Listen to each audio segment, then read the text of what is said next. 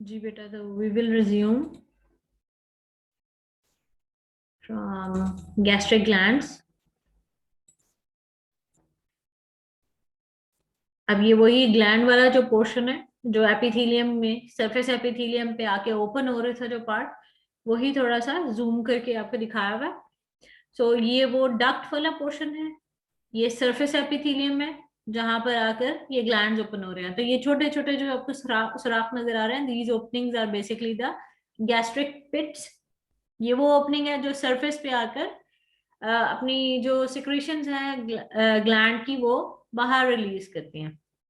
सो ये गैस्ट्रिक पिट्स वाला पार्ट है जो कि सिर्फ ट्रांसपोर्ट करने का काम कर रहा है। ये जो लोअर पोर्शन है, this portion is the secretory portion. Secretory portion में अगर आप देखें तो there are number of cells. इनमें से जो इंपॉर्टेंट लार्ज सेल्स आपको नजर आ रहे हैं, ये मिडिल वाले रीजन में जो आपको नजर आ रहे हैं, नेक वाले पोर्शन में के करीब करीब ज्यादा जो नजर आ रहे हैं, these large cells are called parietal cells. उसके बाद फिर लोअर पोर्शन पे ये जो पर्पल टोन वाले आपको सेल्स नजर आ रहे हैं, these are called chief sales.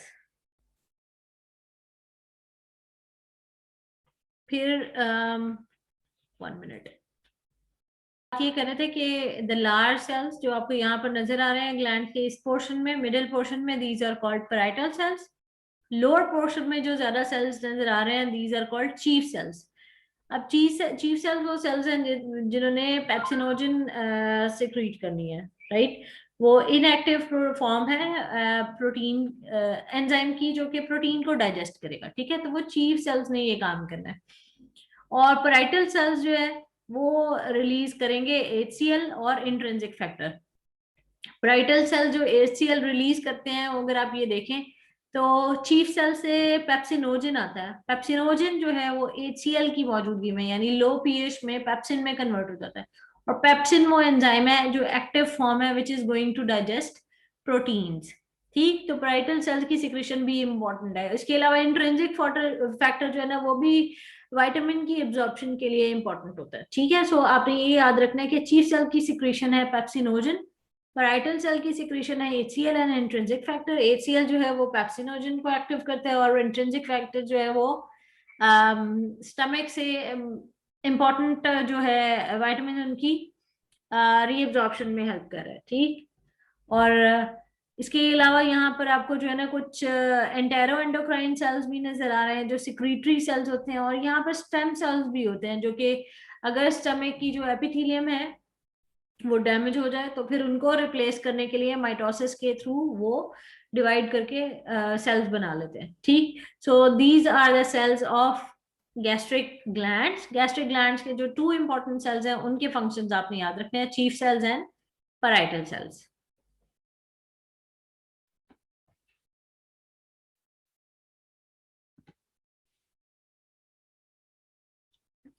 इसके अलावा अगर हम फंक्शंस की बात करें तो दिस इज इम्पोर्टेंट कि आप गैस्ट्रिक जो जूस है, जो स्टमक की ये ग्लैंड्स की जो सिक्रीशन है जिसको हम गैस्ट्रिक जूस कहते हैं, जिसके अंदर ऑलमोस्ट ज्यादा जो अमाउंट है वो वाटर, मिनरल्स और म्यूकस की है। ये जो आप यहाँ पर जो पोर्शन सेल्स पे देख रहे हैं, these are called mucus cells. तो म्यूकस सेल्स जो है ना वो म्यूकस सिक्रीट कर रहे हैं। सरफेस एपिथेलियम में भी कुछ म्यूकस सेल्स होते हैं, लेकिन मेन जो नेक सेल्स होते हैं वो म्यूकस सेल्स होते हैं। म्यूकस सिक्रीशन क्या करती है कि उसी तरह से जैसे मैंने पहले गॉबलेट सेल का बताया था, ये म्यूकस सेल जो सिक्रीशन बनाते हैं वो सरफेस एपिथेलियम के ऊपर कोटिंग कर देती है, म्यूकोजा के ऊपर कोटिंग कर देती है। सो ये जो एसिड की वाली सिक्रीशन रिलीज हो रही है वो स्टमक की अपनी वॉल को डाइजेस्ट नहीं करना शुरू कर देती, वो सिर्फ और सिर्फ फूड पे एक्ट करती हैं। और स्टमक की अपनी जो वॉल है उसको बचाने के लिए ये म्यूकस सिक्रीशन की कोटिंग हुई होती है, ठीक। सो म्यूकस सेल्स जो है ना वो बहुत इंपॉर्टेंट है। ओके जी,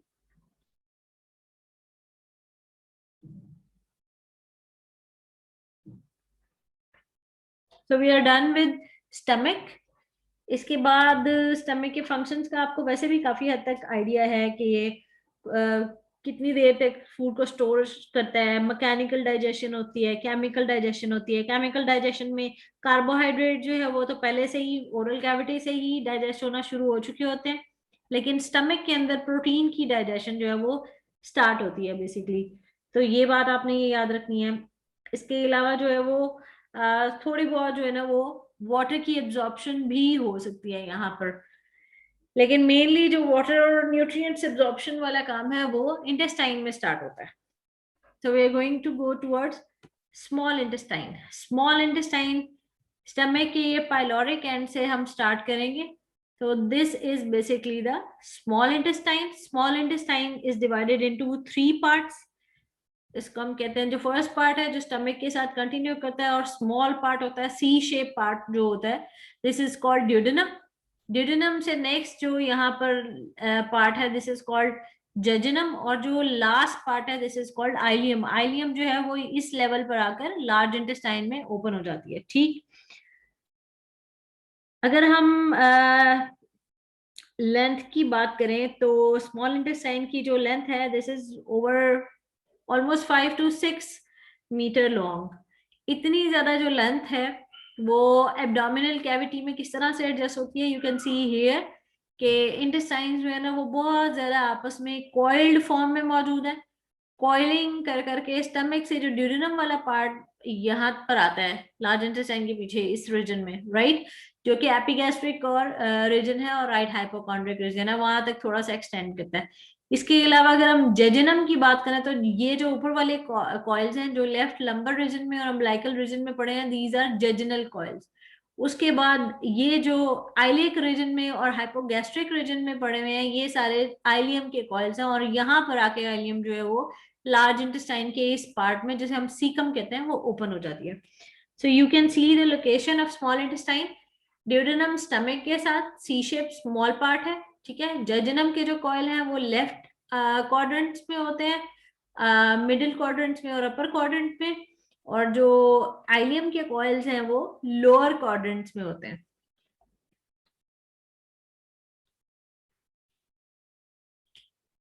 अब इनमें से जो ड्यूडेनम है वो सिर्फ और सिर्फ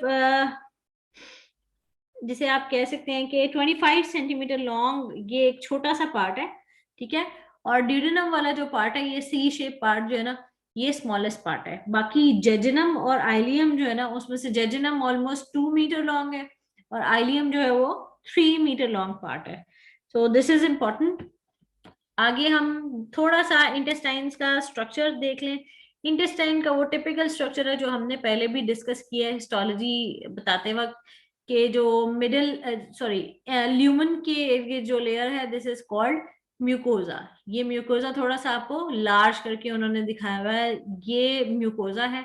म्यूकोजा के बाद जो नेक्स्ट लेयर आती है वो सब म्यूकोजा की आती है जो कनेक्टिव टिश्यू है। सब म्यूकोजा के बाद जो नेक्स्ट लेयर है वो है मस्कुलर लेयर, मस्कुलरिस एक्सटर्ना, और उसके बाद फिर सिरोजा आ जाता है। तो ये जो इनर मोस्ट लेयर है दिस इज म्यूकोजा जो ल्यूमन की तरफ है। अगर आप देखें कि म्यूकोजा जो है ना वो बहुत ज्यादा फोल्डेड आपको नजर आ रहा है स्मॉल इंटेस्टाइन का।